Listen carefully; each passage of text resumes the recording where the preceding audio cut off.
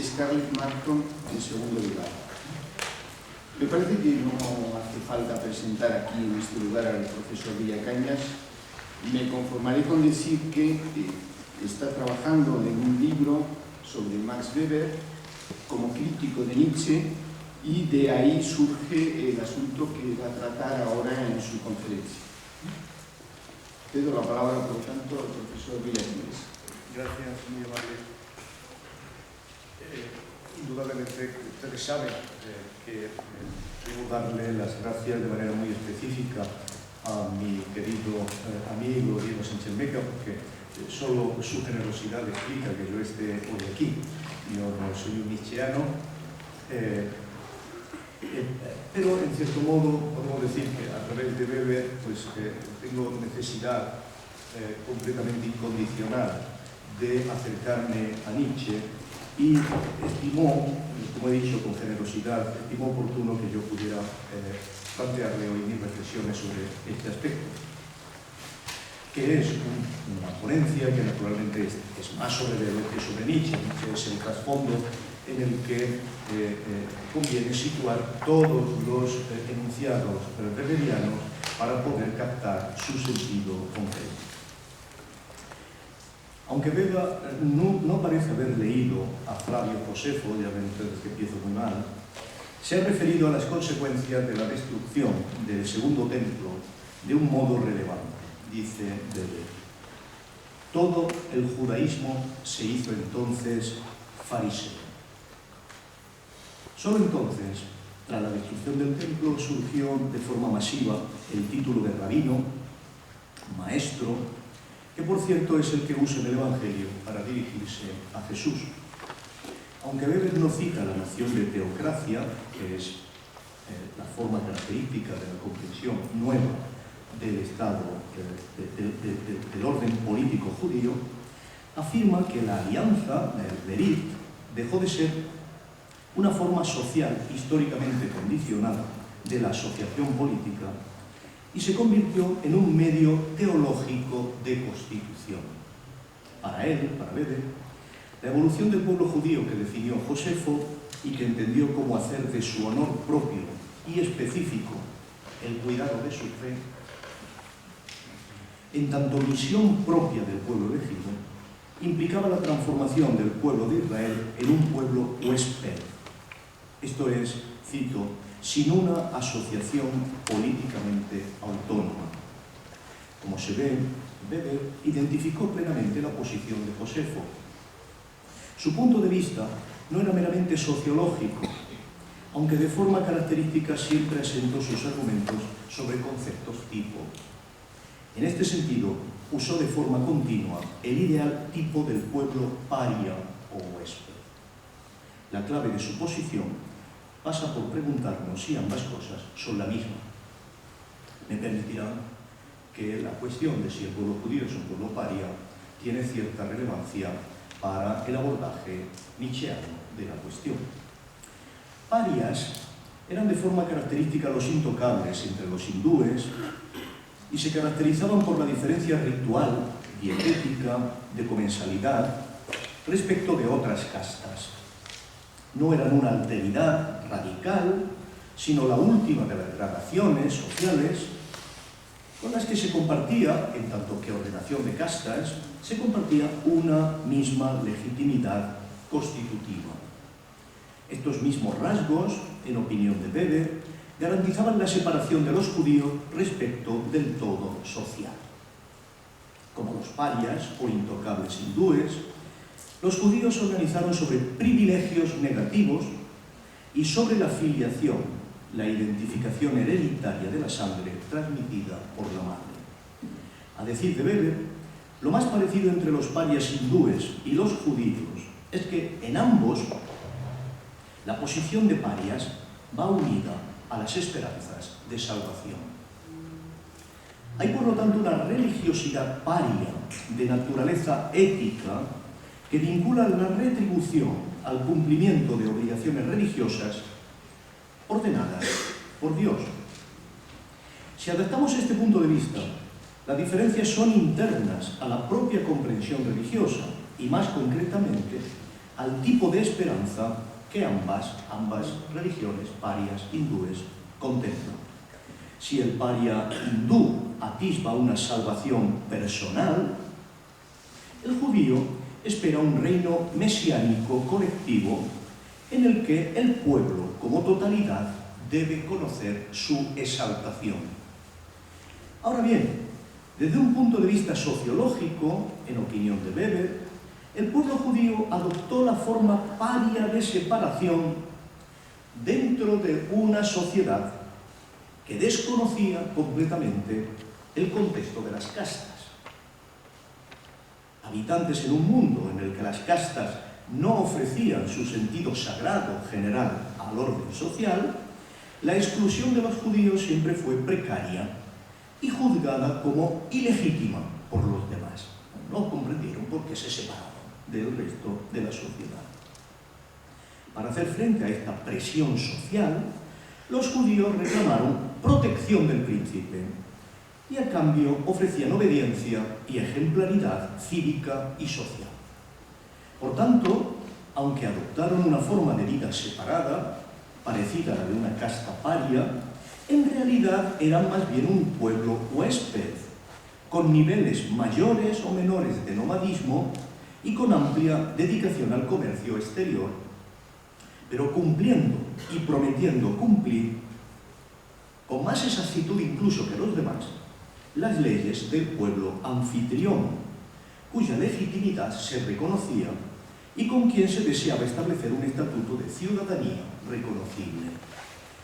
Creo que en este sentido el adjetivo de paria casa mal con el sustantivo de pueblo, mientras que este considera solo provisional la diferencia entre pueblo subalterno y dominante.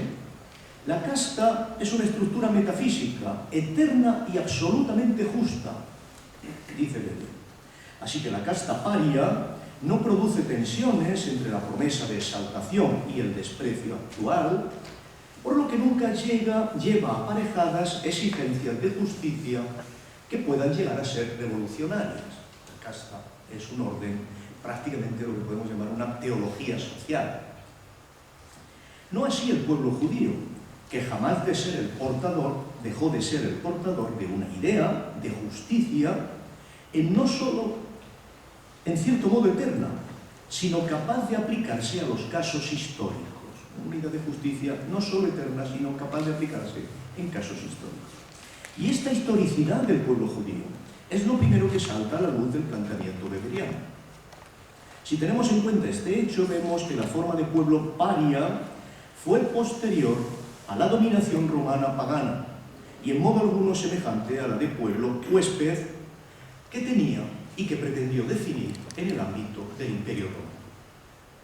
El énfasis aquí, como en otros lugares, está en el proceso histórico, no en el concepto sociológico. El pueblo judío pasó progresivamente de pueblo huésped a pueblo paria.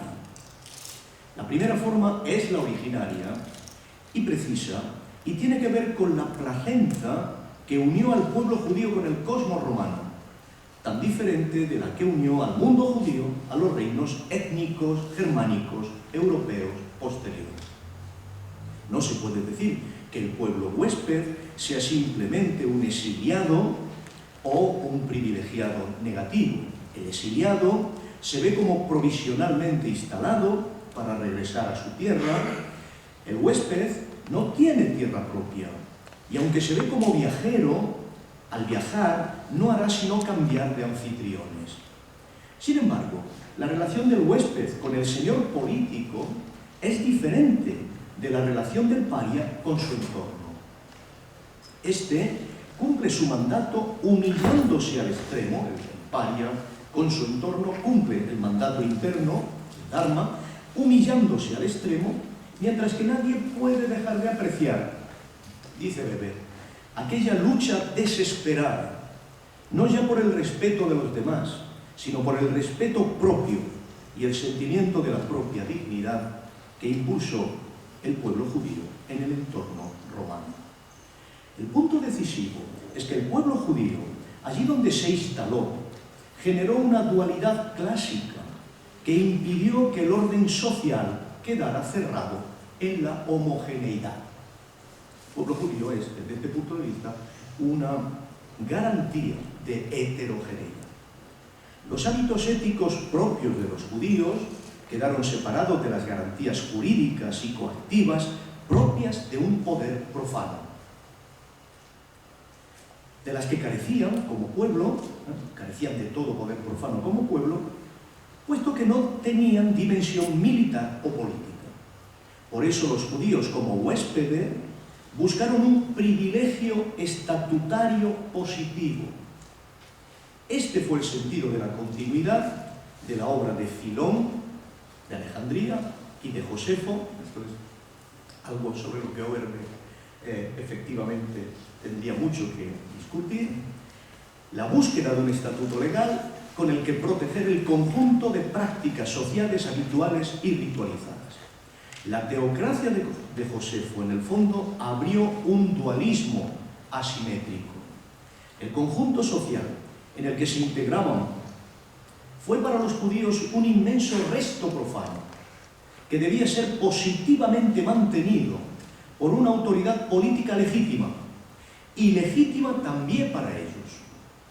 Pero los judíos no la obedecían por la ley general política misma, sino como resultado derivado de permitirles seguir su ley sagrada, mantener su sinagoga como escuela de enseñanza, celebrar sus fiestas, atender a sus asuntos comunes desde la autoridad de sus líderes y con todo ello dar ejemplo para que los gentiles se tornaran amigos y finalmente prosélitos. Así se comportaron como un huésped que reclama poder realizar ciertas costumbres propias, quizá enojosas para el señor de la casa, incomprensibles para él, aunque con ello y a cambio se le garantizaba que dentro de esas costumbres estaría la de reconocer su legitimidad como señor de la casa, como señor político, prestarle obediencia y contribuir a la economía doméstica de la casa común. Y quién sabe si, con el tiempo, poder convencerle de la superior eficacia de la ley, entablar una relación de amistad, hacerlo temeroso de Dios y en el límite caminar hacia la conversión. Era algo más que una carencia de relación, pero algo menos que una identificación. Por ello, el mundo exterior a los judíos podía generar hacia ellos todos los grados de emoción, desde la amistad, la simpatía y la comprensión hasta la más desnuda hostilidad. Y por eso fue posible el proselitismo, porque al neófito se le brindaba un estatuto de huésped si se convertía. Lo propio del nuevo mensaje de Josefo era que un judío creyente no debía hacer nada desde el punto de vista político propio para asegurarse ante esa gama de posibles sentimientos de hostilidad. Tenía que cargar con ella. En efecto, para gran parte de la sociedad romana, los judíos, ansiosos de mantener su especificidad, no eran sino un pueblo impuro y extraño, un grupo obstinado que contrastaba con una sociedad como la imperial, que desde la ideología estoica había alcanzado un principio de universalismo inclusivo y homogeneizador. Estas capas conservadoras, romanas, son las que representa Tácito, con sus comentarios negativos, en los que deja caer que los judíos eran unos obstinados, supersticiosos y fanáticos. Pero estas capas no eran en modo alguno ni las únicas ni las dominantes. Muchos poderosos miraban con respeto una religión tan antigua, un pueblo tan riguroso en su ritual, y estaban dispuestos no solo a conceder el privilegio que pedían, sino en simpatizar con ellos y entrar en relación con sus estructuras comunes. Esto permitió que el estatuto de huésped pudiera ofrecer una buena base para el proselitismo. Josefo sabía que de esta paradójica posibilidad y confiaba en aumentar su probabilidad. En modo alguno fueron dos actitudes contrarias. Lo más específico de todo, y lo que sorprende en el destino de la teocracia judía, es que este régimen paradójico de hospedaje, proselitismo, se dio justo en aquellos que constituían el grupo teocrático en el sentido más específico, los que mantenían la mayor pureza ritual de una ley sagrada eran los que menos aspiraban a detentar el poder político. En lugar de ser una forma de poder, por tanto, la teocracia judía era una forma respetuosa de separarse del poder, de formar un no poder.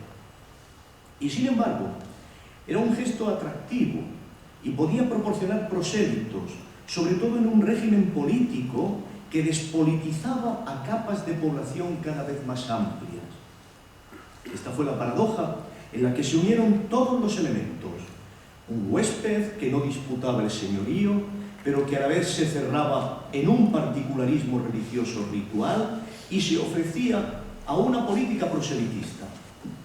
En el fondo, esta posición en la que busco identificar al caracterizar al pueblo judío como huésped, Weber perturbó su argumento al darle el nombre de pueblo paria, que solo tiene sentido para el nuevo contexto histórico, propio de los reinos germánicos, atravesada, ellos sí, y en Castilla más que en ningún otro sitio, la centralidad de lo étnico y el sentido riguroso de la sangre.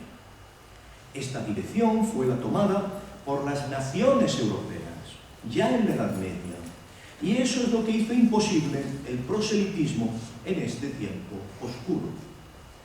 Pero ese contexto no era el propio del Imperio Romano, en el que el proselitismo podía superar las barreras étnicas con suma facilidad.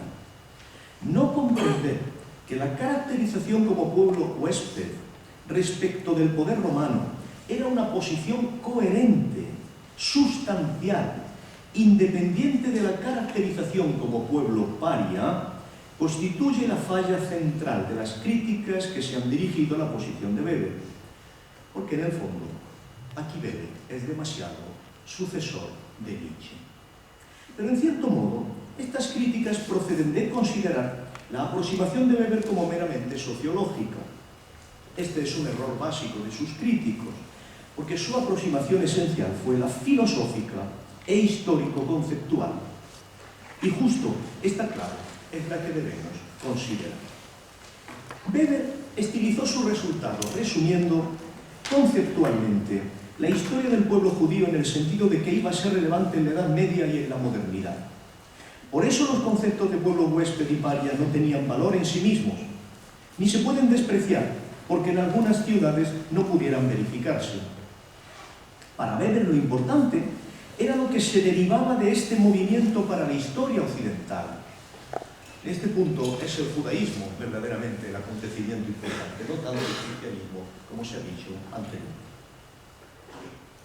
El inmenso saber de Weber, sin embargo, mostró que Josefo y el movimiento rabínico que lo siguió no hacían nada que en cierto modo no hubiera hecho ya el judaísmo bajo dominio político persa hacia el siglo V a.C., cuando la ley alcanzó su tipificación característica. Esta configuración de la Torá y sus mandatos sobre el culto se mantuvieron en el ámbito de los macabeos primero y luego en la diáspora helenista entre los fariseos. Este movimiento debe identificarse como mediador entre la cultura del Segundo Templo y la del exilio definitivo. Su triunfo en la diáspora romana estuvo preparado por la diáspora helenística. La tesis de Overbeck, la mayor debilidad de la tesis de Overbeck reside en no darse cuenta de que el helenismo está en el seno mismo de la predicación inicial cristiana. Este es el punto, a mi modo de ver, decisivo. La imposibilidad verdadera de separar en eso que llamamos acontecimiento cristiano o en eso que llamamos acontecimiento judío el helenismo.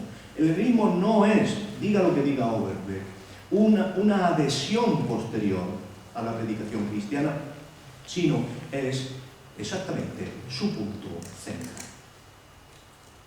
En realidad, todo el análisis de Weber reside en mostrar que la producción exílica del Deutero Isaías, sobre todo los capítulos 40-55 de Isaías, conocida como Cantos del Siervo de Yahvé, fue relativamente continuada en este exilio definitivo posterior a la destrucción del Segundo Templo.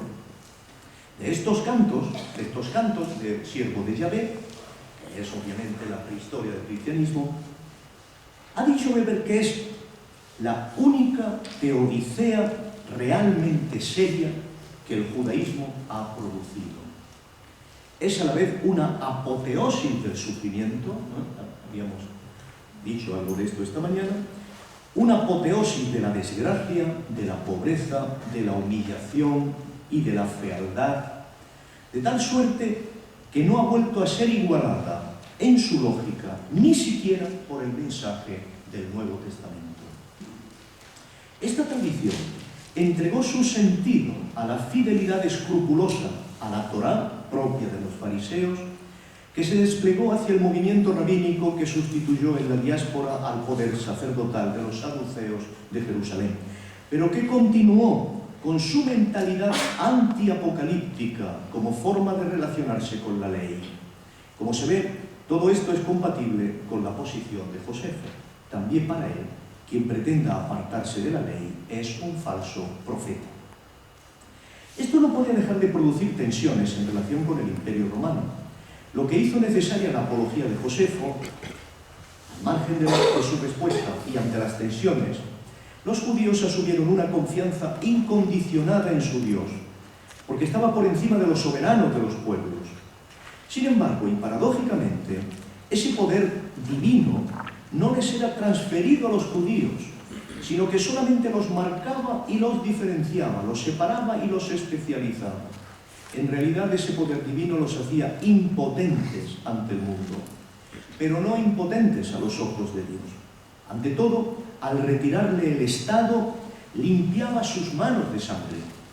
Sin duda, esta posición era considerada por Weber como grandiosa, frente a la posición del sionismo, que tuvo que sublimar con su exaltación davídica el inevitable derramamiento de sangre. De estas reflexiones weberianas, vividas de forma existencialmente intensa, nos ha dejado noticia la biografía de Marianne. Esa confianza absoluta que permitía creer en su futuro sin medios políticos de seguridad. Esta elevación de la comunidad como tal aportadora de la religión fue valorada por los judíos de la diáspora como el mayor bien, y por él estaban agradecidos a Dios con un sentimiento amoroso igualmente absoluto. Esta valoración nos pone en la pista de la aproximación específica de Weber, pues él estaba mucho más interesado sobre todo en identificar los cambios de mentalidad y de subjetividad que esta evolución judía implicó. Como es natural, este es también el punto central para nosotros, pues nos pone en la línea de comprender de forma adecuada la cuestión del cristianismo. Esta evolución del mundo judío fue descrita por Weber como una dulcificación de aquella teodicea del dolor que dejaba atrás la mentalidad apocalíptica esenia y celota, aunque no dejaba atrás su dimensión ético-legal, ahora en manos de sabios, de maestros, de rabinos de la comunidad.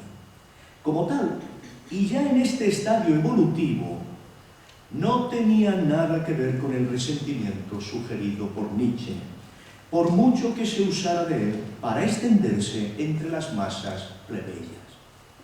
Es conocida la crítica que Weber dirigió al análisis del filósofo en su introducción a los ensayos de la sociología de la religión. Y sabemos que la irritación personal que le producían los comentarios de Nietzsche sobre la religión, propios en su opinión de un pequeño burgués alemán, no eran históricamente afortunados. La sustancia de esa crítica a Nietzsche es que la cultura del exilio judío, primero tras Ciro y luego en el helenismo y después tras la destrucción del Segundo Templo, implicó la aceptación de la derrota nacional, como vimos ya antes en Josefo, pero no por eso los intelectuales judíos cayeron en el resentimiento. Al contrario, la inmensa exigencia de racionalización ética que implicó la profundización en la ley y la renovación de la teodicea identificó la necesidad de luchar contra el dolor del resentimiento como una de las batallas éticas fundamentales. Este aspecto no lo comprendió Nietzsche, que parece ignorar de forma sorprendente que la venganza imaginaria no hace feliz a nadie. La verosimilitud de esta crítica lanzada por Weber depende de la tesis que hace de la racionalización ética el motivo central interno de la evolución del judaísmo, en todo caso mucho más fuerte y contrario al resentimiento.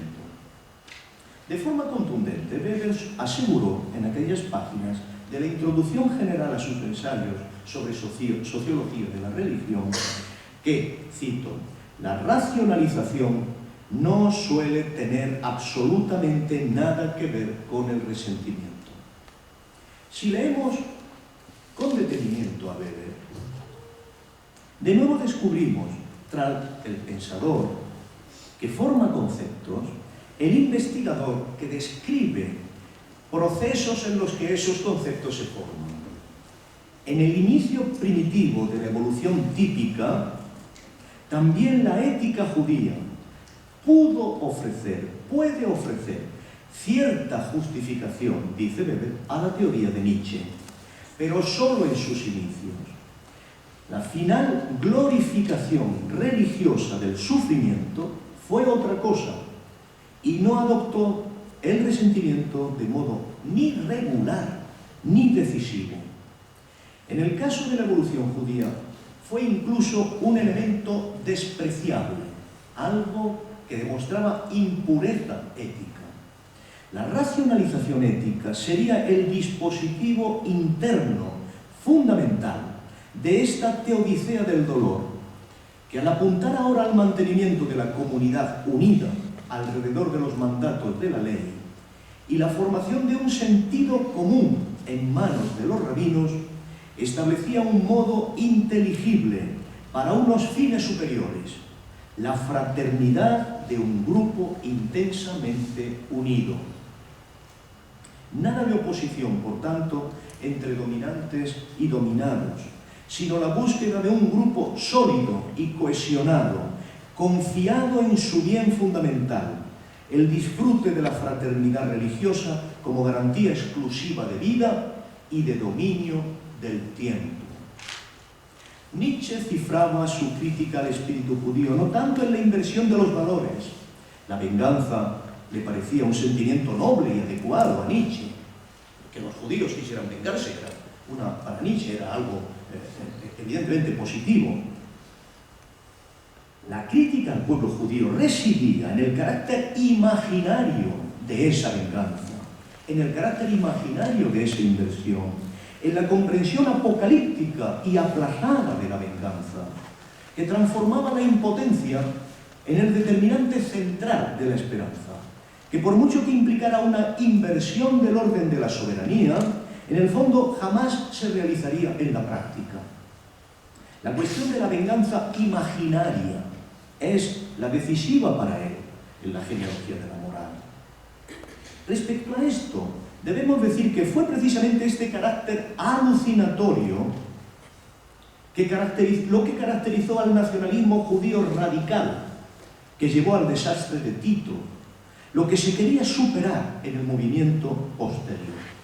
O sea, donde estaba realmente dominando una venganza alucinatoria es en los celotas, es en los esenios radicales que conocemos, es en ese campamento de batalla a las afueras de Jerusalén, permanentemente dispuestos a tomar la ciudad y fundar la nueva ciudad celestial. La violencia se vio como una atmósfera psíquica que asumía en un éxtasis insano e irreal para los rabinos. Eso era lo imaginario. Aquella fue la mentalidad anterior y contraria al movimiento rabínico y a Josefo, y su fracaso no hizo sino fortalecer el sobrio espíritu que impulsó el proceso de racionalización un paso más allá. Lo que Nietzsche no logra ver es que los vencidos todavía tienen el privilegio de progresar en la racionalización. deben explicarse la derrota y su sentido y ajustar sus creencias ante las nuevas evidencias.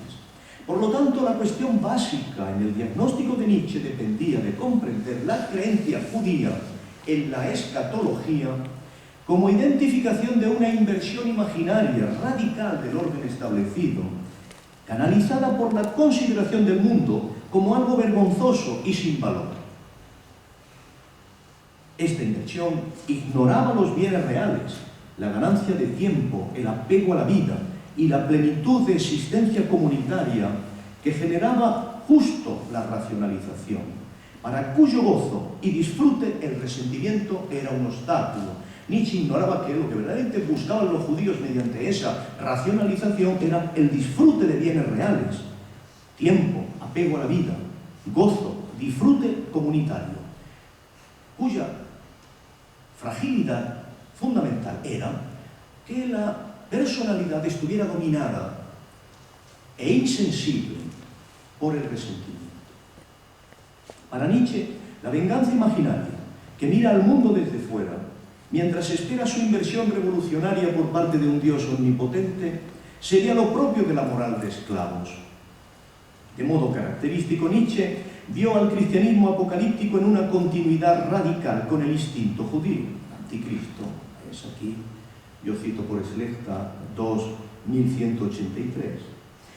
El cristianismo sería para él un judaísmo antijudío, un judaísmo que, en y por su antisemitismo, ocultaba y se permitía olvidar su origen y así engañarse a sí mismo. Pablo sería el organizador de esa inversión de valores respecto del mundo pagano, este hombre helenístico, logrando perfeccionar lo que los judíos no habían logrado, aunque fuera al precio de separarse de la ley. Como recordó Caudes, Nietzsche se vería como el gran vengador, el que habría negado al negador Pablo. Aquí sí sigue a Overbeck.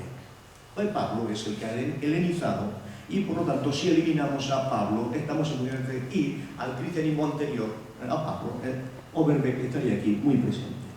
Sería el gran negador que niega al negador, hegelianamente, el sumo afirmador de la inmanencia.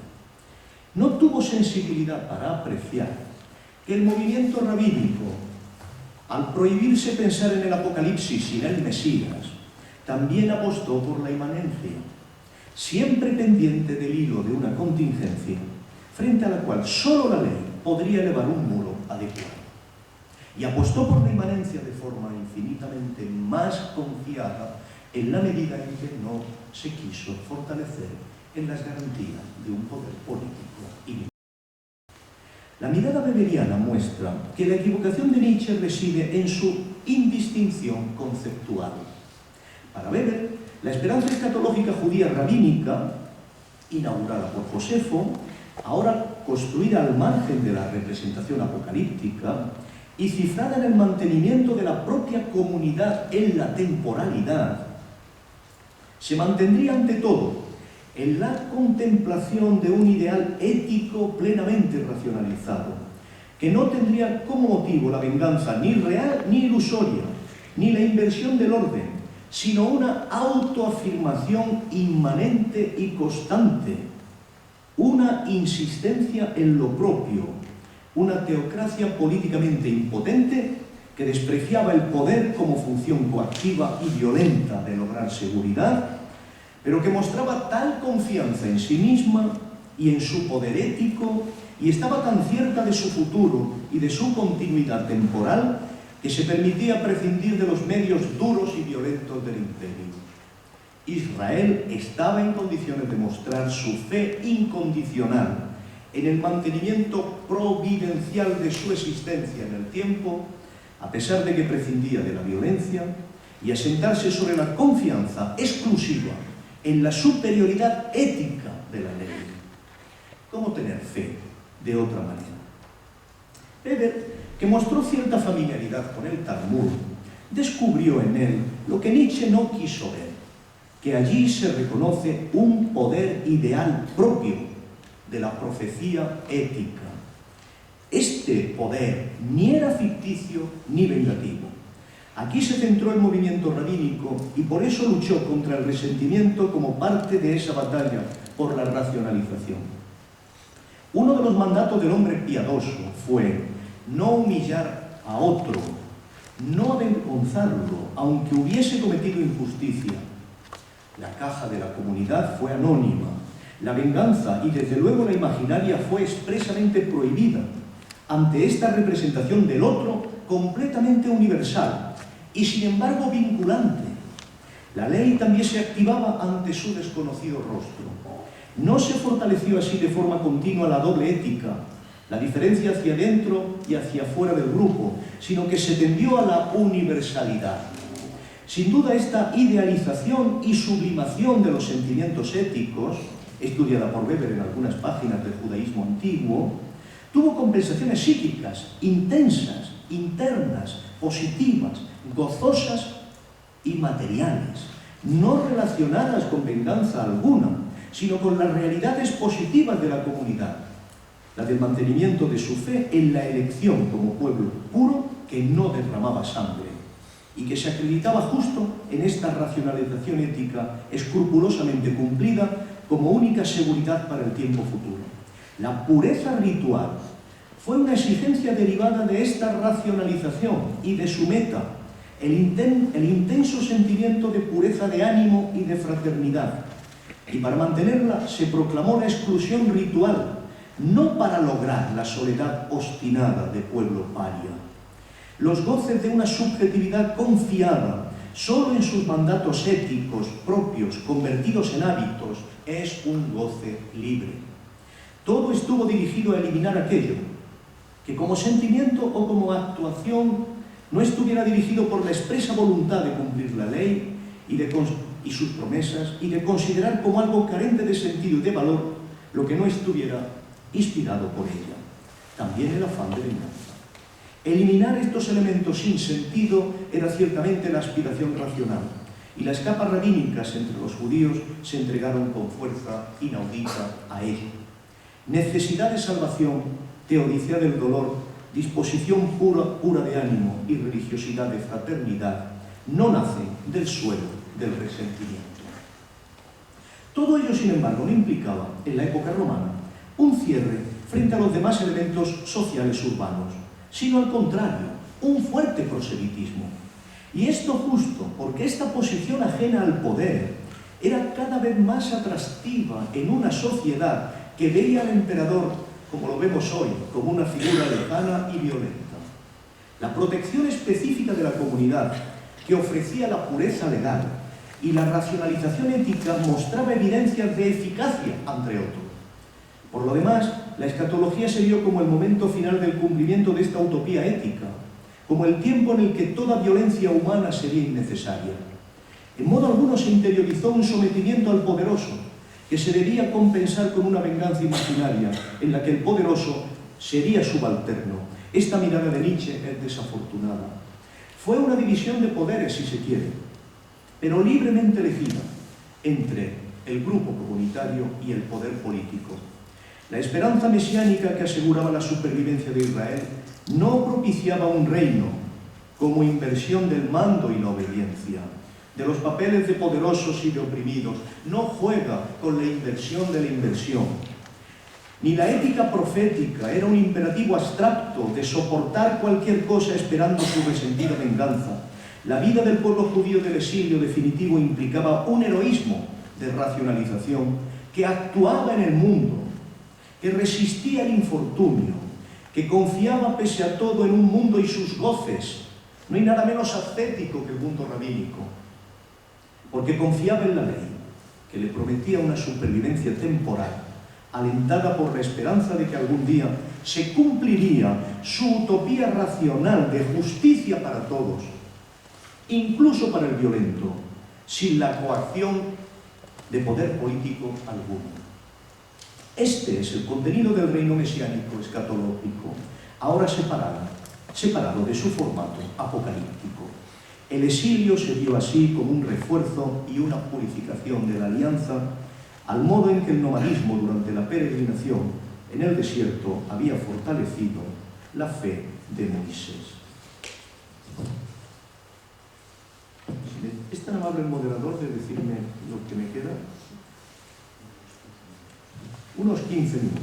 Bueno, quizá alguien, dando una vuelta al argumento, podría valorar toda esa lucha contra el resentimiento como la forma más refinada del resentimiento. Esta es una objeción. Nietzsche podría decir eso. Se puede considerar esta utopía de realización universal de una ética altamente racionalizada como la venganza imaginaria verdadera. Se puede entender esta universalización del gozo del piadoso como la imposición de una forma de vida que señala al injusto como injusto y así se dirige contra él. Nietzsche ofrece suficientes coartadas para esta operación porque se instala en una autorreferencialidad radical del Señor que ve en peligro cualquier forma de vida que él no haya definido desde sí mismo. Pero al menos se debe reconocer que el mundo judío se enfrentó a esa autorreferencialidad del Señor, proponiendo una fuera del soberano que no está a su alcance ni a su disposición en tanto soberano. Al hacerlo, el mundo judío reclamó el señorío respecto de algo propio, su vida ética, que ofrecía como superior incluso al poderoso. No fue entonces el resentimiento lo decisivo, sino la autoafirmación inclusiva. Descalificar como resentimiento todo lo que alguien propiamente hace para no rendirse ni someterse incondicionalmente al otro superior, se convierte entonces en una mala retórica impotente, propia del que se cree señor y no logra obediencia. Esta descalificación también puede ser caracterizada como venganza imaginaria del señor por la falta de ratio de la propia posición dominante y por la falta de verdad respecto del otro. Aquí el tu quoque concede a nuestro argumento una posibilidad, por cuanto exige identificar lo impropio de una conducta que no va más allá de la desnuda autoafirmación, que exige del otro su anulación, la única apropiada a su debilidad o inferioridad imaginada. Pero la cuestión aquí no es la autoafirmación genérica, que afecta por igual a toda auténtica vida psíquica.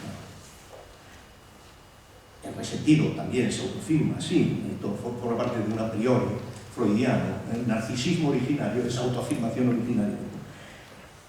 La cuestión no es esta autoafirmación genérica, sino la forma en que se abre camino a través de la racionalización ética y la manera en que comprende al otro. No toda autoafirmación aspira a la soledad del Señor, pues alguna de sus formas lleva a la producción de lo común. En la posición de Nietzsche, toda racionalización es inviable. La posición del rabino judío que tiene en mente Weber es verosímil en la medida en que el otro no es un mero ente imaginario, sino un vínculo moral material, un reto a la racionalización propia y a la aplicación pura de la ley, pertenezca o no en tanto otro a la comunidad de creyentes. En este sentido, el movimiento rabínico identificó una profecía ética que ordenaba una implicación en el mundo, pero una vigilancia y atención extremas acerca de la forma de habitarlo, al separarse de toda corrupción cultural, ritual, legal, política y moral. En todo caso, se atrevió con valentía a algo, a no deificar al señor político. Por lo demás, la dimensión activa de este ideal exigía moderar su relación negativa con el mundo o su ascetismo, valorando, y aquí Spinoza es preciso que sea invocado, valorando la constante alegría como un síntoma del cumplimiento de la elección divina de esa forma de vida. No hubo aquí desprecio ni desvalorización del mundo, sino todo lo contrario. Weber ya señaló la falta de ascetismo propia del judaísmo. Su universalismo habla a cualquiera del pueblo de Israel y le promete un goce aquí en la tierra, porque solo el goce asegura el tiempo del ser humano común y no el de unos pocos virtuosos, ejemplares o arquetípicos. Esta profecía ética, asumida como forma de vida generalizada de la comunidad tras la destrucción del templo, es un caso único del prestigio del anuncio profético, dice Weber, y no puede verse como resentimiento, sino como una de las virtudes más nobles también para Nietzsche, la fidelidad. Lo que se promete es el goce común de los dones del mundo, no una felicidad imaginaria y pospuesta. Sin duda, esa comunidad estaba sometida a la amenaza exterior, a la extrañeza, a la incomprensión. Esta posibilidad era tenida en cuenta de forma especialmente consciente por los rabinos.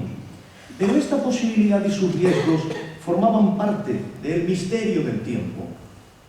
En efecto, aquí obtenemos la diferencia más específica con otros pueblos huéspedes o con otras asociaciones de metecos. Lo más propio y sutil de la posición rabínica reside en la estructura misma de aquella teodicea del dolor y la marginación que procede de nuevo de la actuación, de la activación del deutero Isaías, que Weber consideró el más importante apoyo interior del exilio. Aunque muy limitado en su patetismo, mediante el racionalismo hermenéutico, la estructura del exilio reprodujo aquella teodicea de la disposición al sacrificio. Pero en lugar de identificar esta posibilidad como una circunstancia temporal pasajera, sirvió para caracterizar una condición continua sufriente del ser humano en su conjunto. Sin duda, la evidencia más básica del movimiento rabínico se deriva de la existencia de un mundo injusto. Este mundo produce dolor por doquier, pero he aquí que los que producen dolor no lo padecen. La teodicea del dolor de los rabinos, como la de los cantos del siervo de Yahvé, consiste en que esta situación es compensada por la existencia de un pueblo que no comete injusticia, pues no tiene poder, y a pesar de todo sufre y padece de forma inmerecida. En él se cumple una especie de justicia inmanente, vicaria al mundo, de compensación extrema, que muestra una sabia conducción moral del mundo regida por una fórmula de la compensación, de pesos y medidas que solo el tiempo conoce. Ellos sufren lo que los injustos deberían sufrir y no sufren. De este modo los judíos dan testimonio de una justicia superior que vela sobre las espaldas de todos. Muestran una fortaleza superior al soportar un dolor inmerecido en su desproporción y en su concentración sobre su pueblo, para así asegurar un orden inmanente de justicia universal. Su sufrimiento inmerecido produce un efecto pedagógico valioso para toda la humanidad, pues permite que esa exigencia de justicia no pueda ser olvidada. De esta manera Israel es portador de una justicia divina, por ser la víctima propiciatoria. En ese sufrimiento se purifica y se proclama pueblo digno de Dios, pero lo hace delante de todos los pueblos. No quiere mantener esta situación un día más de lo que Dios haya dispuesto, no desea sufrir, desea acabar con ella, y también con la diferencia entre verdugo y víctima que padece, pero no tiene otro medio para ello que el ejemplo y la exhortación. Por eso también llama a mantener y aumentar sus filas como pueblo en un adecuado proselitismo. Y por eso cada día que goza de los bienes del mundo es feliz. Gracias.